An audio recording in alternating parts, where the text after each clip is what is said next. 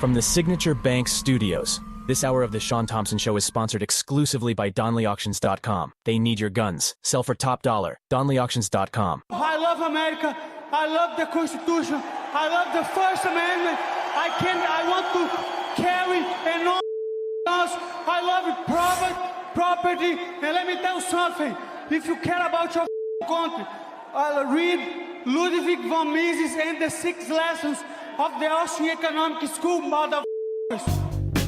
From the streets of Melrose Park to the trading floor of the Merc, he's fought for every dollar he's ever earned. And now, with personal liberty and our system of capitalism under assault in America, he's here to seize back our rights from the government. With a cigar in one hand and a copy of the Declaration of Independence in the other, he's Shaun Thompson. And this is the Shaun Thompson Show. Some folks are born made to wave the flag. Ooh, they're red, white, and blue. It's a bright spot every time we get a chance to talk to our next guest. For not just the reason he represents a time when there were good people involved with our government, and he represents one of that small percentage of good lawyers who understand that the Enlightenment, American law, is the shield of the citizen, not the spear of the government. But the best part about it is he is a professor of law at the University of Arkansas, implementing knowledge, understanding, and the principles of American law into our kids. Professor Robert Steinbuch, how are you? I'm great, my friend. How are you? I'm good. I have to tell you, it's so much of I went back to, as I call it, Illinoisistan for a week, and I go back often. And it's almost overwhelming when you get used to living in an American state. When you go back to a totalitarian, it's a Fourth Reich state, where the guarantee isn't of American property rights or American law. The guarantee is a limitation on your assets. The guarantee is that government pensioners and government officials will take your property to pay their liability. It's unbelievable to watch. That, coupled with the devolving of society as normal, they celebrate 23 get shot in a weekend, 7 dead. Look at us, we're doing great. And it's fascinating to watch how, there used to be a certain pride in being righteous and decent. Now the pride is being corrupt and indecent. So it's interesting on a multitude of levels. And I can only come to one conclusion. To champion the counties in Illinois, 33 now joined by 7. 7 are in the process of voting. 33 have voted. And I'm reminded of the 3,143 counties, 85%, 90% of which have never entertained the idea of being ruled by a socialist, by a communist, by a Democrat. So to me, I really think we are at a very interesting time in America because, you get used to tradition. You don't realize you're the one living through history if you choose to be. I think we need to go really offensive, especially that we celebrate the Declaration of Independence and the 4th of July. And the law is there so that it's nonviolent. We have the right to vote away from our abuser, don't we? Amen, brother. Listen, the law is a tool for change and positive change if we use it for such. As you know, and we've discussed on your show many times, Shaun, I brought 4 or 5 lawsuits in the state of Arkansas to enforce gun rights that bureaucrats have prevented us from getting when the legislature has passed laws that said we're entitled to these gun rights. And then you show up, say, to a government building, they say, oh, no guns allowed. I said, well, they just passed a law. It doesn't matter. We don't care. And so I've got to sue and sue. And I'm currently in a lawsuit against the city of Little Rock. Little Rock, that's the city that sent Bill Clinton to the White House. Yeah. And so, you've got to use the tools. And I must say this, the left understood this before we did. Absolutely. The left, right?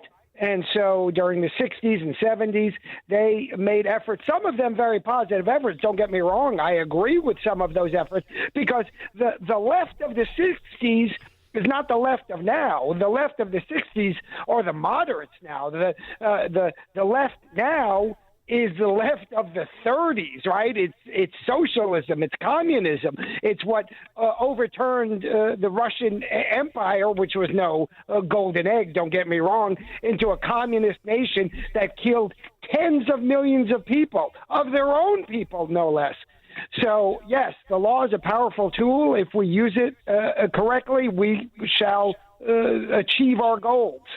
Well, what's interesting, too, is that it's not the liberalism of the 60s that's being championed. It is the socialism, the totalitarianism of the Third Reich, along with the anti-Semitism. It's truly amazing to watch this New York and this global intifada fraud, who his first job is the mayor of New York.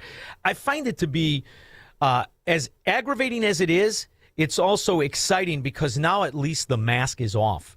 And he has his people in his cabinet that are promoting socialism on Zoom calls. I don't know if you heard the latest girl talking about abolishing and seizing property. It's astonishing to listen to from the premise of the youngest country, the richest, with the highest quality of life, because we're built on the absence of socialism, the absence of collectivism. It's fascinating to listen to them declare from a position working in the government that they are going to use their position to strip away the covenant between citizen and government in America. I think it's an act of insurrection, an act of treason.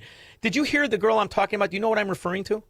I don't know the specific comment, but go ahead, please. I want to play it for you because I need your mind, because, I'm not a lawyer. I just play one on radio. I need your mind to tell me how I shouldn't be as upset as I am, because I broke out into a Tourette's tantrum on the plane. Hold on.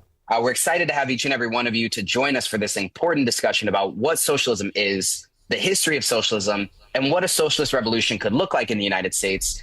Because the main thing that we talk to with all members, with the Action Network, and with our communities is how do we actually achieve it?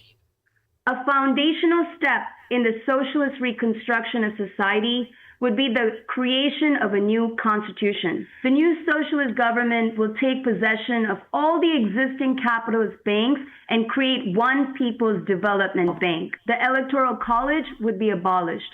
The House of Representatives could be replaced with the National People's Assembly that would not only be made up of delegates elected from local election districts, but would also include delegates from the many mass organizations of millions of workers, students, and more. I mean, that's the Nazi party right there. And what she's doing... it's hilarious. It's hilarious. Yeah. I'm sorry to interrupt, my friend, but... No, thank God you said that. Right? Yeah. It's both the Nazi and it's, I think, almost literally the rhetoric of the Russian Revolution, right? Of the communists, of Stalin and before Stalin, Lenin, right? I mean, listen to that language, the same language that Pol Pot used, the same language that they used in Vietnam, the same language that the Chinese Revolution used. And by the way, so those are on the left, and the same language that the Iranian revolutionaries used 47 years ago. It's all the same thing. There isn't a difference. One says you're serving the dear leader that serves the people, and one says you're serving the people, and they both do precisely the same thing. They create a totalitarian government where these people who think they are the leaders, much like those who went out and did the re-education camps or the re-education method in China. They had these young people doing it, and then, 5 to 7 years into the communist revolution in China, they realized these youngsters were getting out of control. They put them in jail. They beat them down, and they sent them out to the fields, literally, and killed half of them through forced labor. So this is precisely the same thing. It's a combination of hubris and naivete and downright stupidity. But it's also illegal and unconstitutional in my country. And this is, why? How do you explain then? Because, as a real estate, as a guy who's been in real estate since my whole adult life, I love the bundle of rights American real estate is. And the idea that you listen to these fracking idiots, it's laughable, but it's working what they're doing. From an executive position of a 33-year-old bust out who never had a job, somehow can limit what a landlord can charge. That is the backdoor nationalization of that property. And it was done 6 days later in Chicago. Why are no landlords taking these scallywags to court? I thought for certain in New York there would be a wave of lawsuits. Have you heard of one? I have not followed it closely, to be clear. But if they start taking property, I would be surprised. Listen, New York has to file a lawsuit. You're taking it without taking it. You're taking it without taking it. You're just limiting what you can charge for it. No, and I know. How can they do that?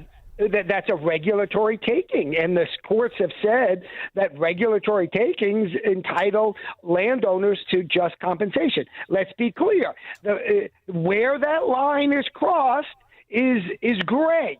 So you can be regulated up until a point, and you have no complaints legally. That is, of course, you have complaints, and then after you cross a certain line, then the government's got to pay. Now, I don't know much about the laws that undergird rent control, but if this is rent control on property that didn't previously have rent control, I would be surprised if it would be so easy to get away with. I'm no expert on it. I can't say for sure. The other thing to recognize, and I feel terrible, Robert, because I have friends that struggled their whole life that are descendants from legal immigrants that own these buildings in Shirakistan. It's unbelievable, the property collapse value. And if you look at Manhattan and New Yorkistan, and you look at that right now, each unit has lost $182,000 as of this morning in value. These are real people losing value. And simultaneously with that, I take the little airplane, magic airplane, I land in Florida, and they're fighting to lower my property taxes by a mandatory $250,000 off of what is called an assessed value, and I'm loving every minute of it. So there is the beauty of just how stark the contrast is. Well, it's remarkable. I wrote a column recently, by the way, about what's going on in Florida, and I discussed this very notion that I too live in a house. I own the house along with a bank. You know how the bank owns part, right? But the notion that if you don't pay your taxes, and I do, but if you didn't pay your property taxes, they get to come in and take your house, not through the normal bankruptcy process, right? In fact, the bankruptcy process usually protects your homestead. But here, they don't have to file for bankruptcy. They put a lien on your house. They take away your house. It's remarkable. We don't own our property even when we own our property. We're renting it from the government. It's funny, Robert, when you come to the intellectual understanding of what it's like to be a property owner in these communist states, you have to hate people to sell them real estate. You have to hate it. And it's an amazing power structure that somehow we've allowed these Democrat areas to build in Illinois, for example. And I know it's like this in pretty much wherever the Democrats are in charge. They can levy any tax, any extortion on your income or on your commerce to pay themselves. So how in the world is that? Are you amazed that this hasn't been challenged? I mean, Illinois used to have some pretty smart lawyers years and years ago. It was kind of a hub. There's some big law firms there. Yeah. Big law firms. And you mean to tell me not one of these guys said it is unthinkable in America that politicians can legislate themselves and their pensions above the citizens? And it is illegal to not pay pensioners, and the power of taxation on people has to be attached to no ad valorem system. Nothing to do with the value of their assets, only the liabilities. And that sets it up where the government is directly opposed to not only your prosperity, but your rights in America. I can't wrap my head around that. When I was a kid, I used to watch the Robin Hood movies, and they would recur. They've been remade many times. I think there was a TV show as well. And I remember thinking as a kid, boy, what a world that was in whatever time period that was supposed to be hundreds of years ago, obviously, right, in England, where the government, the kingdom, they would just come in and they took your stuff. These tax collectors, they came and they took bags of gold and they took sheep and they took crops. How dare they? What a ancient notion. Nothing ancient about it. No, it's what we live in today. I mean, it's precisely what we live in today. And I remember being a kid watching this with my Uncle TJ as he was smoking a Marlboro. And I said, boy, isn't this great? This guy's stealing from, because you recite what people say. He's stealing from the rich to give to the poor, right? That's what everybody says. And my uncle with the Marlboro in his mouth, I could see him like it was yesterday. He's stealing from the government to give back what the government took, stupid. And I will never forget that. All that, he's not stealing from the rich, he's stealing from the freaking government. And that's the other thing. Once you allow them to take your money, the only way to get it back is to, steal your own money? And as you look at these Democrat areas, I have politicians, ex-governors of Illinois, ex-governors and crooked representatives that are talking about, what we're going to do now? We're going to limit you on what you make. If you are really good, and you pay all your taxes now. Too bad. If you make X amount, we're taking more. Why aren't the millionaires and billionaires standing up for themselves and hiring Professor Robert Steinbuch and suing everybody a la Jerky Boys? I saw Bill Maher, who, has this sort of libertarian streak in his liberalism. Overall, he's a liberal, but he has this libertarian streak. But then I heard him say something about Elon Musk. Well, why does that guy need that much money? Well, what does that even mean? I don't know if he needs that much money, but Bill Maher is no doubt a multi-millionaire. I'm sure he gets paid tens of millions of dollars to be on that show, and if he can get it, more power to him. I'm not here to take it away from him, but don't you love it's always the last guy in the door that pulls it shut right behind him, right? Well, so Bill Maher's like, well, 10 million's, that's okay, but since I don't make 11, anything above 10 is too much. Bill Maher's been high since he was in 8th grade. He'll say whatever he has to say to get applause. And the funny thing when you talk about Elon Musk that I find amazing, he is the single largest taxpayer in world history. Right. In the world. Of course. There has never been anybody that even comes close. And aside from that, look at some of the things he does that he doesn't get credit for. It's fascinating when you look at the convenience. But what he really does, as I see it, is he threatens the corporatism that exists and we pretend it doesn't. Every company he has threatens the corporatism that exists. Even his electric cars, which I disagreed with for many years and still do. He does it in a way where he doesn't need the government to come up with a green energy bill the way Biden did to funnel trillions of dollars into nowhere. He did it on his own by using a tax credit, giving people a tax credit when they buy their car, and he paid back any money he ever borrowed in record time. And you know what's always bothered me, too? Look at what has happened in California with that high-speed rail to nowhere. How come nobody talks about the successful tunnels he's already dug, and we pretend he hasn't done that? He's already tunneled out, 80% of what he set up to do in California, and no one is mentioning that. Don't you find that peculiar?